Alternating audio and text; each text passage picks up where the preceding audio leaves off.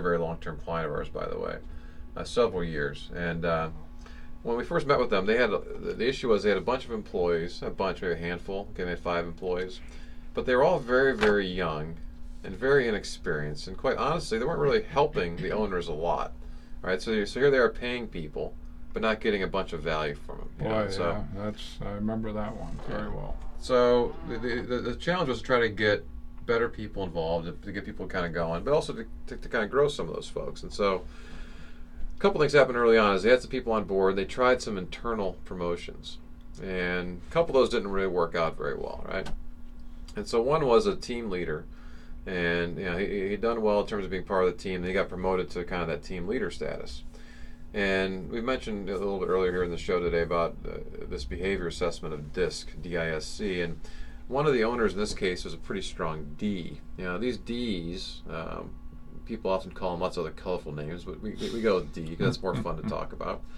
But Ds tend to be very driving, dominant, demanding types. You know the type out there. I know you do. Yeah, you've seen them. And so one of our owners was that way. And so with this one person who got promoted, he was in a role where he was kind of the buffer between the team and this owner who was pretty tough to deal with. So the team absolutely loved him. Now this team would have loved a puppy dog or anything else that was in between them and this owner, right? Not that this owner was a tyrant or anything like that, but just again, Ds can be kind of tough. So especially for folks who are the opposing style, which a lot of these folks were, which are S's. So they loved this guy being there, right? No matter what, no matter how he was doing or what he was doing, the fact that he was there to kind of provide interference and protection for them. It's a good way to put it, because that's how it was. Right? So we get a call from the D, one of the owners, this one day, and basically what happened was this guy came in and she challenged him, said, "Here's where we're trying to go with the company," and he said, "I don't think I'm the guy to take you there." He said, "I'm not sure how to interpret that." I said, "Well, to us it sounds like the guy quit on you." She goes, "That's what I was thinking." So okay, if he doesn't believe he's the guy to get you there, that's where you want to go. So the guy left. So she explains this to the team very clearly. Here's what happened, and laid out kind of what he said. And wouldn't you know it, the team was totally pissed off, upset, in snits. They wanted to say goodbye to this guy. Wanted to take him to lunch. They were upset for years. Years. That's important. About years. This. And now, why is it years? Well, we won't get into it. Well, no. So it was very, very tough for us. That one didn't work out very well.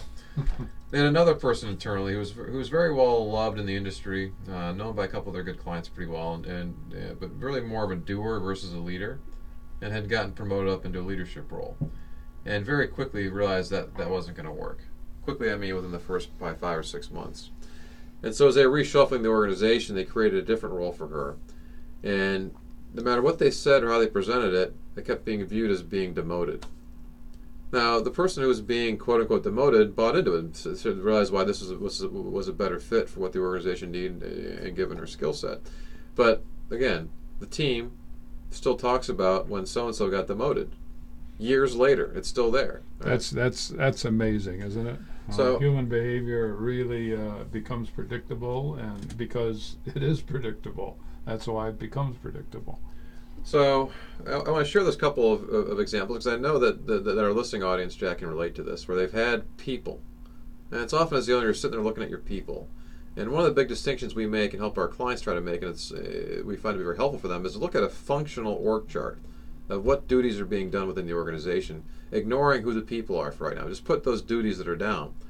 I wonder if everyone out there knows what an org chart is that you're talking about. I mean, it seems simple, but maybe a lot of people haven't experienced that org chart. So it shows the reporting relationships within different departments of the organization. Who's doing what? How do they work their way up? Starting with the CEO at the top.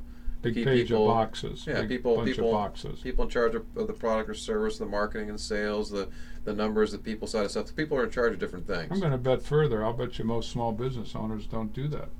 Probably don't. They may have something in their mind, but usually what they're doing, they're not thinking in terms of that functional chart. They're thinking in terms of the bodies they've got in place right now. Mm-hmm. And so that's what this client was doing. So, hey, well, we have a need now in terms of our functional org charts. So they started to stuff people in there. Well, I've got current people here, so I'm going to put them into that role and see how they do. They're doing well over here. Let me try to put them over there. And I know most owners can probably relate to that, where they've taken somebody and they thought this person was going to be good and they could get them up and promote them or put them in a different position, and unfortunately that person disappointed them or it wasn't the right person for that role. Versus what we got this client to start to do is to look outside.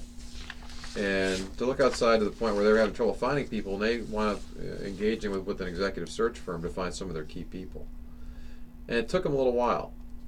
And they were very diligent about it. And one of the key roles, and this is stuff you can't make up, folks, they had a very good candidate for the one role in terms of being the kind of heading up their product or service. And the guy was on board for about, I think it was 6 weeks, and he died on him. Isn't that died something? on him. He was the right guy, and it's can you imagine we finally got him on board, and all of a sudden that's not a common event. We don't have a lot of experience in that one. No. But it happens. Yes. It happens, right? And so, but it took them a good 7 years now. They've been kind of grinding this thing out to get better and better people on board, more experienced people on board, and they're finally at the point now where they have 5 key senior executives on staff. And the owners are now working through that staff, and we're excited about the next several months with this client, because we're starting to see our clients continue to grow too as they grow into that CEO executive role, to now not diving down deep into all the details and usurping the power of their key executives. But they finally have them on board. Let's see what these folks can do. That's such a big event. It seemed to take forever, but it often does take years. Our best clients have been with us for years because we create a stairway to success. And they keep walking up those stairs as they get better. And those kind of moments that Adam's talking about give us, honest to God, as corny as it sounds, we get teary-eyed with them when we celebrate and say, do you realize back when, several years ago, when we started talking to you, were here, you were talking this way, we had to almost argue with you to kind of impart the vision and the steps to get there. Now here you are. And by God, it's a great, great feeling. It really is. And that's a good example. That's probably our longest client, has been with us forever, it seems. That's right. Keep grinding.